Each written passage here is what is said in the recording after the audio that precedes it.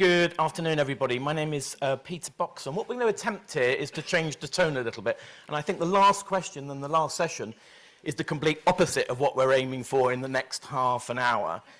So we're going to try and have a bit of a fireside chat here and a time for a little moment of reflection before we head towards the end of the conference.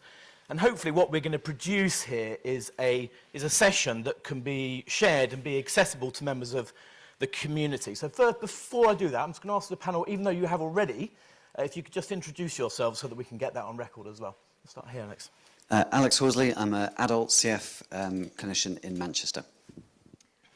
Margarida Amaral. I'm from Lisbon University, and I'm a molecular biologist. Thank you. My name's Bethinn. I'm a PhD student and person living with CF. My name's Debbie McNeil. I'm a parent of 2 children with cystic fibrosis who are now adults. Thanks very much. I should introduce myself. So apparently disclosures are the thing you're supposed to do. So I will disclose that I'm neither an academic, a researcher or a clinician, and I understood about 20% of what's been going on in the last 2 days. My day job is I'm a Foreign Office diplomat, in fact, so nothing to do with that. But I am a CF dad. An amazing lad with CF. He is a member of the modulated generation, and I'm delighted to say that he is 12 tomorrow. Professor Jane knows him, and he hasn't had, and I think that's the amazing thing, he hasn't had, apart from regular clinics, he hasn't been to hospital since he was 4. And I think that's an amazing thing. So I have so much to be grateful for, and humbled to see the energy in the room today. So we're going to get the discussion going, and we're going to try, as I said, to make something that's accessible, that's shareable with members of the community. I did a little session on phages for the community recently, which I understood nothing that was going on, but apparently it was well received by the community in terms of understanding something that's important to them. So we're going to kick off, and we're going to get the conversation going. We're going to do a quick one here, which is so the one thing. So we've heard, and we'll start this end again, Alex, if that's okay with you. So we've heard a lot over the last 2 days, some amazing things. If you had to share one insight that you've had, or one theme that stood out for you, what would it be? So you sent me this question in advance, and I've been trying to think as it goes through. And I have to say that's really, really hard because it is an embarrassment of riches. There has been, over the last 2 days, there has been so much stuff. I'm not sure I can pick out one thing other than that there is an awful lot going on. It's very, very clear that the community recognises that the CF is not a job done, that there is lots to do, and that encompasses the full range of CF. You know, it's not just about the lungs, it's about everything, and it's about the sort of full holistic approach to you know, the person as a whole, but also about future therapies. So I'm sorry that I can't distill it down to a soundbite like that, but there was just too much. Yeah, great. Yes, this should be my words, but I must say there was something which really struck me and maybe gave us more energy to keep looking and going forward, which were the statements of the people with CF who still do not have modulators. So not just finding new drugs or possibilities for these people, but also still working on the symptoms and, you know, the phage therapy to deal with resistance to antibiotics, for instance. I think it's pretty much important. And yeah, we should also think about all the people who are all over the world who still don't have access to the modulators. And yeah, they make us work harder. Okay. Bethinn, what stood out for you? Yeah, I think a theme that stood out to me the most was that so much of the work, really all of the work going on today, is really reflective of what matters most to the CF community. We know through the work of the James Lind Alliance that in the past, the research going on didn't necessarily reflect what mattered most to the people that it was trying to help. So it's really encouraging that so many people here reference the James Lind Alliance research priorities as a driving force of their work. And, you know, to accompany that, there's been a nice amount of qualitative research here in the past couple of days, which is something that I'm particularly interested in. So yeah, just really great to hear the voices of people with CF at the forefront of what we're doing, which seems obvious, but maybe hasn't always been. Thank you. Debbie? So as an older parent, I can see the progress that's been made, and so I'm really grateful to the CF Trust for setting up the CF registry, putting patients centre and foremost for the ideas. So I think listening to your patients is really important. I also think all the work that you do is appreciated, even though you don't always see the end results. So thank you for that. And thank you for sharing your research, because it's that collaboration and that teamwork throughout the world, actually, but throughout the UK that has made that difference. So really appreciate that and really notice it. So I think it's very exciting, but I also think keep going, and I think we need to bridge that gap with the endocrinological side that is going to become a problem for people as they live longer, thanks to all the work you've done in the past. So thank you. Yeah, and I have to say, you mentioned collaboration. That was one of the things for me that stood out over the last 2 days as a layperson coming here, was seeing how joined up the work is across different universities, different strategic research centres. I thought that was impressive. But my thing that I noted down for myself is the one thing that really stood out for me, and I think it was the flash posters and the posters, was that we've managed to attract so many incredible young people doing their PhD, and I can call them young people, I believe, who are doing their PhD research, and they've chosen CF, and I think that is the most amazing thing. That's what's really stood out for me. So there's an incredible pipeline of talent coming through to do the amazing work. We'll stay on science for the moment, and Alex, we're going to start with you for this particular question. So we've been hearing about all these exciting areas of progress, but for the people, the families and things that might be listening, what do you think from this week could change care soonest for people with CF? What will they maybe feel, do you think, in clinic the soonest from anything here? Yeah, so that's a very good question. I think it's always important to understand that the readout of these things, it's not going to happen next week, but they can be absolutely reassured about how much work is going on to address patient priorities. So, I mean, we've been hugely fortunate to have the support from LifeArt. We've got a huge amount of work going on to address infection, inflammation, exacerbations in CF. And we saw some fantastic work from Cambridge as well, looking at trying to understand bacteria. Now, obviously, that's quite a long way from direct patient benefit, but there's an awful lot of work that has gone in already and has come a very, very long way. So I think they can be very reassured by that. I think they can also be very reassured by seeing some of the non-CF bronchiectasis work, that there are actually other drugs out there that we don't have access to yet. They're still in trials, but they may well have targets that are relevant for CF. So patients who are on modulators and still have symptoms, patients who are not on modulators may be able to access and benefit from these. So again, it's not next week, but there is a pipeline here, and it's a very, very active pipeline. So we have to manage expectations that nothing that we've heard here is going to change clinic tomorrow, but next year or in the near future, certainly. Thank you very much. Margarida, in yours, and I have to admit, I understood almost nothing about your presentation before. It sounded and lots of people were fascinated by it, but I didn't really understand a great deal. But in your area of work, could you describe to me what success might look like in the next couple of years? What are you hoping for? Alex mentioned that it's not tomorrow, but what are you seeing coming over the horizon that's particularly exciting?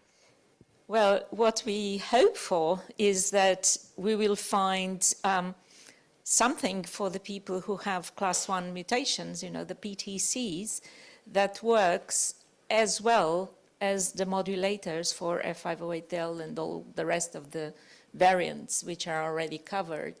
So, in my opinion, this might most probably not be just a single drug. So that's why we're looking into combinations, because even when Delta F was not yet treatable, we had already the idea that it couldn't be done with just one drug. And I'm sure that for stop mutations, the same thing applies.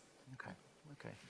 We're going to move down to Bethinn. Bethinn, I'm going to ask you to put your other hat on at the moment, if that's okay, as a person with CF rather than as a young researcher.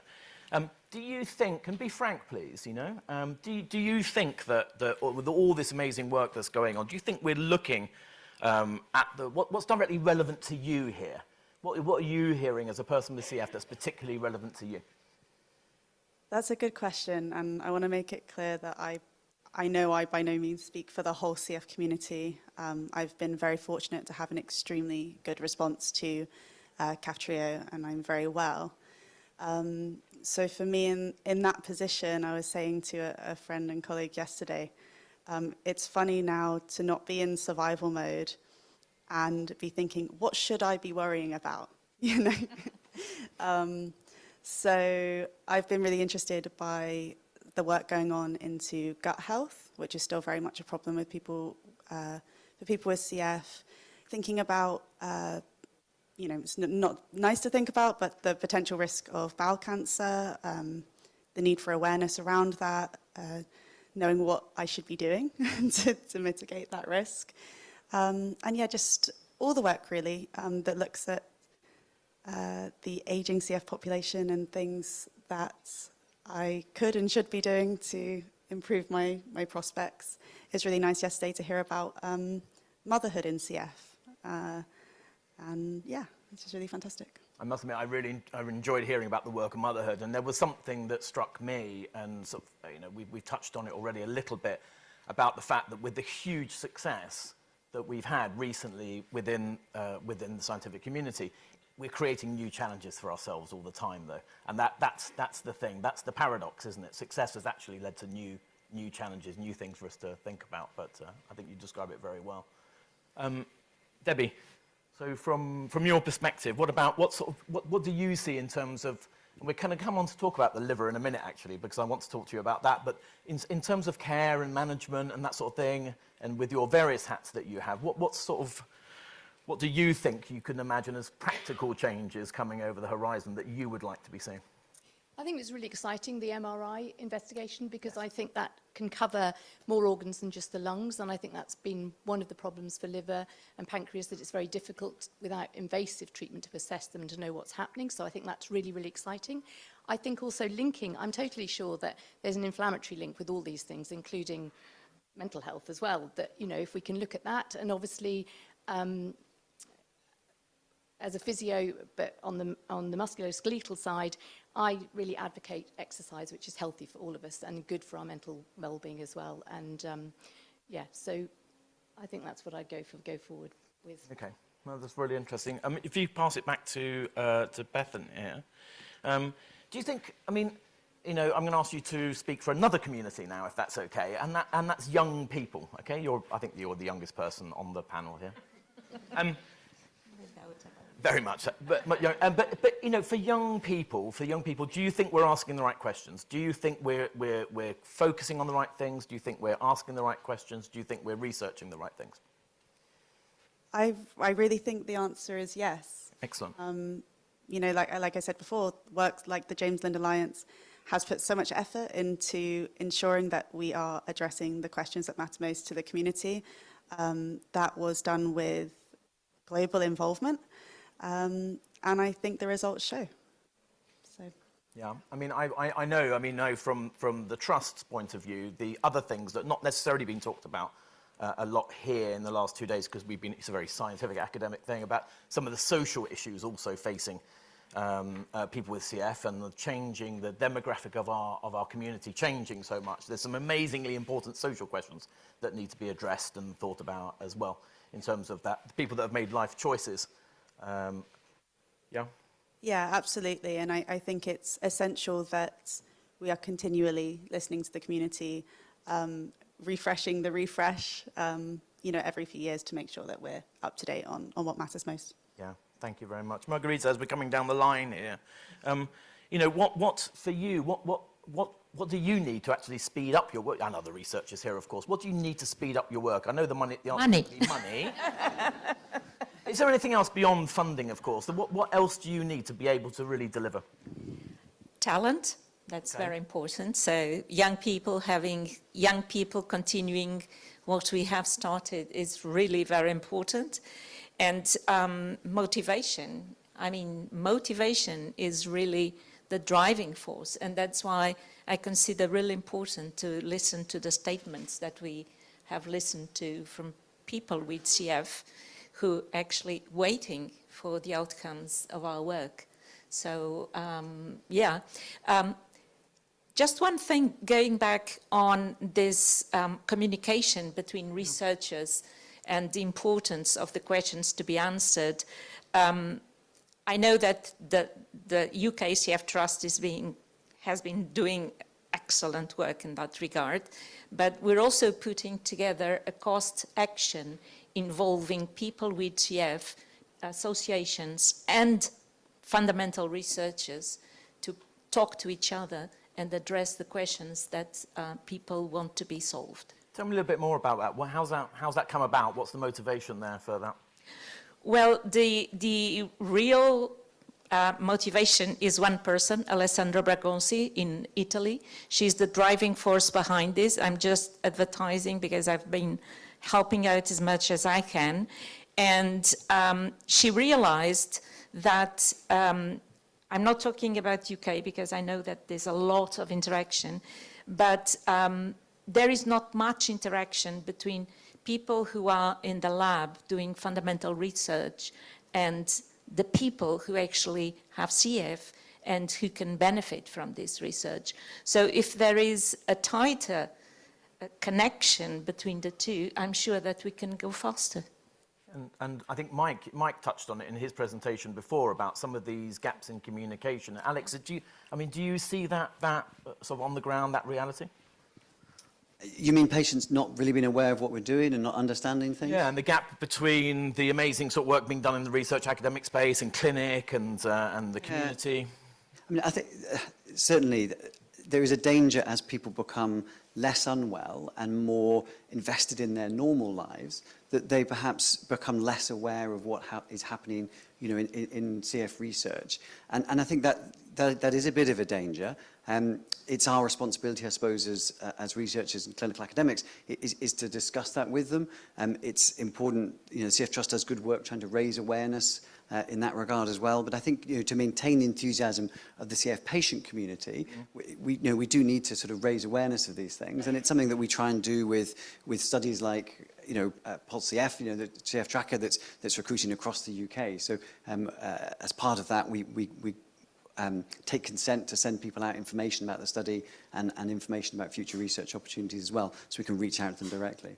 But I think, you know, it is a challenge, and I suppose that's one of the challenges that the CF Trust will face as time goes on, that there may be a relative disengagement from thinking about CF all the time, which is a good thing, but there's a consequence. And so, Bethinn, if I put your other hat on as a young researcher, actually, are you feeling the sort of collaboration? Because I've noticed that there's cross-university groups, there's different clusters of work going on. Are you sort of feeling that as a young researcher, that it's a joined-up campaign? Absolutely. It's really incredible. I felt very inspired the last couple of days to see everyone working together. I can't quite believe how everyone does know each other and has collaborated on so many different projects, and you know, through someone having worked on someone's project, it unites different research teams across the UK and internationally. So yeah, there's a huge amount of collaboration. It's really nice to see. Okay, well, that's fantastic to hear. Yes, Alex, sorry. If I could just add to that actually CF is uniquely good at this. I mean, we are, as a community, I think we can, you know, we work really well together. You don't get this everywhere. So if there are young people who are thinking about entering CF research, definitely, you know, encourage them, because it's a very supportive community. Yeah. So going back to Debbie, because I did want to mention the liver, and that's one of the other things that struck me.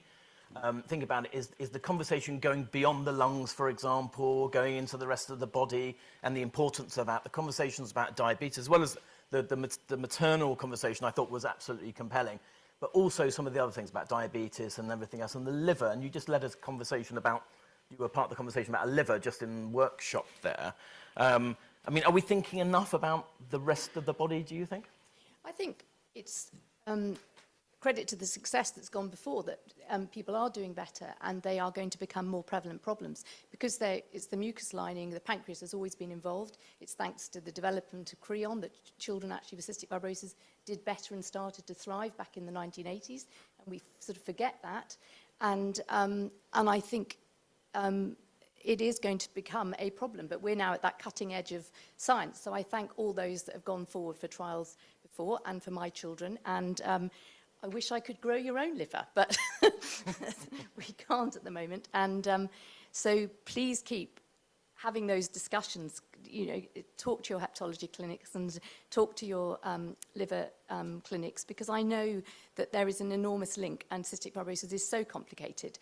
And I realise how busy you all are, and I appreciate all that trials go on, but we are at that point of having to do it because they are going to be issues that are going to be becoming more prevalent for all people with CF, I think. Yeah, I was very struck as well, Margarita, you mentioned about the sort of motivation of individual people, and I think one of the most powerful things that we had was the first clip on the first presentation of the lady there talking about her aging and about her CF team knew her very well, and that was all good, but now she was entering into a different kind of medical world, and she was very worried about dementia, for example, wasn't she, in that clip there?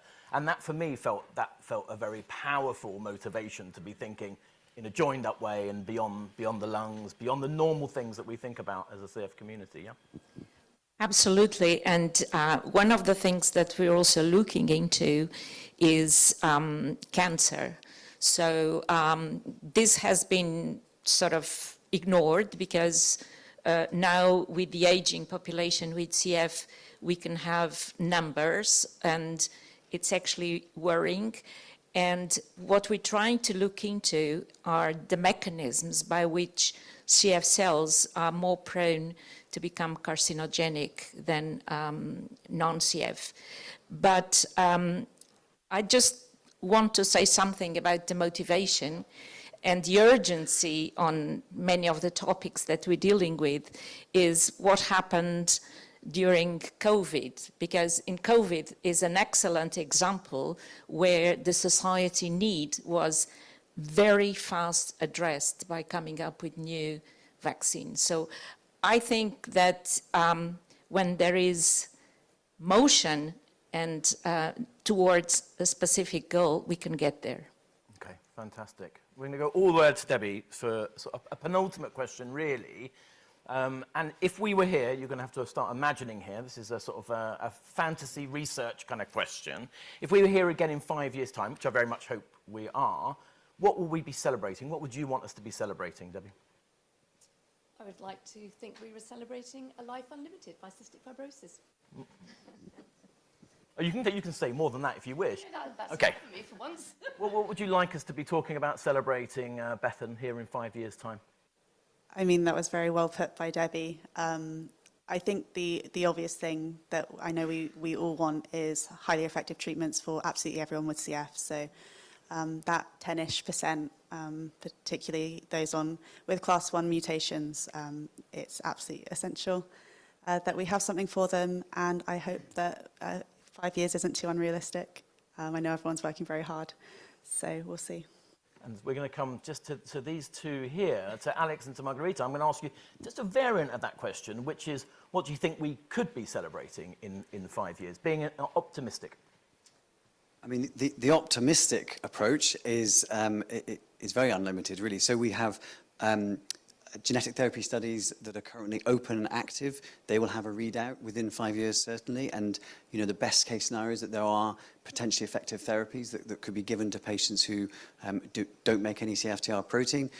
We could also have, well, I don't want to steal Margarita's thunder on this one, but we could also have other agents that help. We also have, as I referenced earlier, these other studies that are taking place for other agents that could improve inflammation and infection.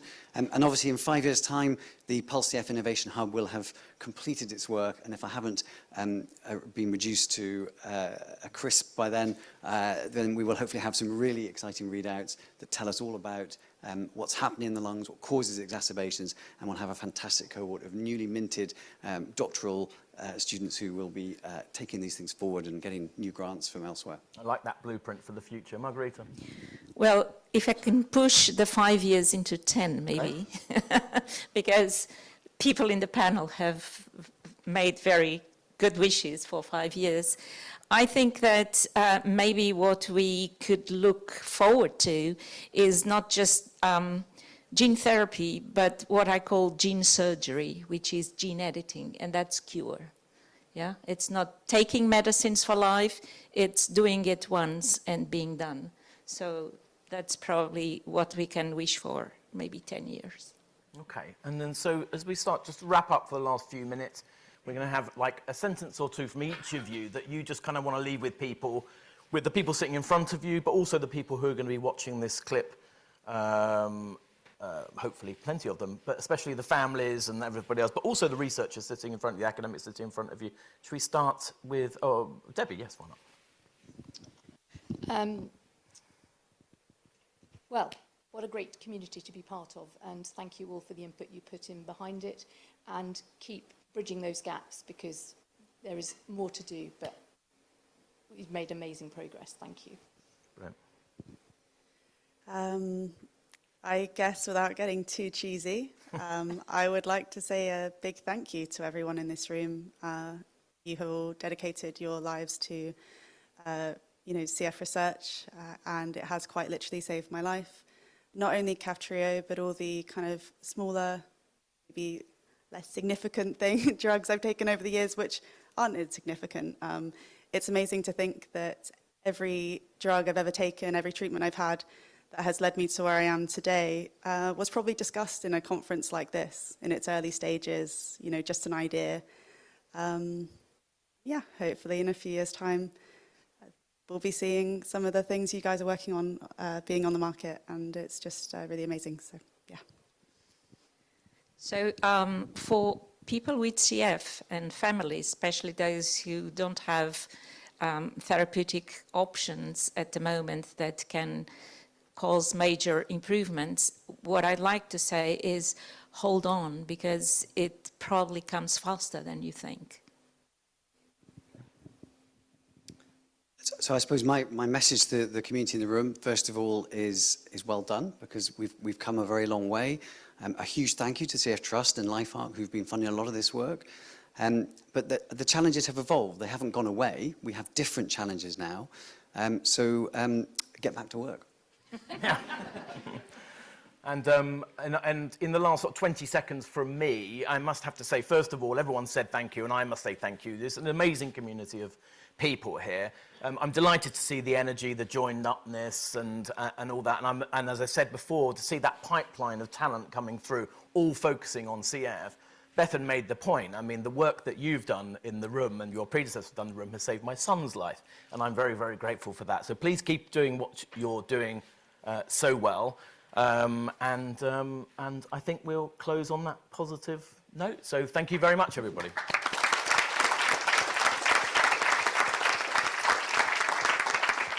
Thanks, guys.